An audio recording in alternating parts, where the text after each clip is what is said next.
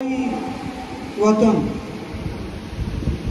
पितृपुरुषेर आवासस्थल এই নিসবতে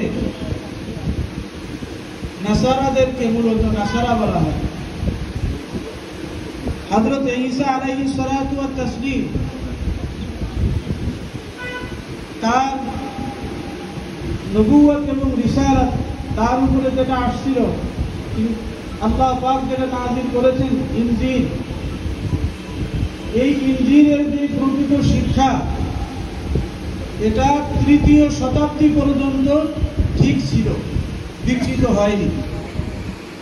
পরবর্তীতে পর্যায়ক্রমে চতুর্থ শতাব্দীতে কোন এর তত্ত্বাবধানে এর মধ্যে বিকৃত সাধন শুরু হয়। আনাজিলে আরবাআ এটাকে বাদ দিয়ে একের পর এক ইনজিলের মধ্যে তারা বিকৃতি শুরু করতে থাকে। তারা এক এক অদ্ভুত দর্শন যুক্তি পেশ করে, যেমন তৃতীয়বাদ তাসলিস। এটা প্রমাণ করতে গিয়ে তারা বলে আল্লাহ তিনজন, প্রভু তিনজন। আবার বলে যে আমরা একত্ববাদে বিশ্বাস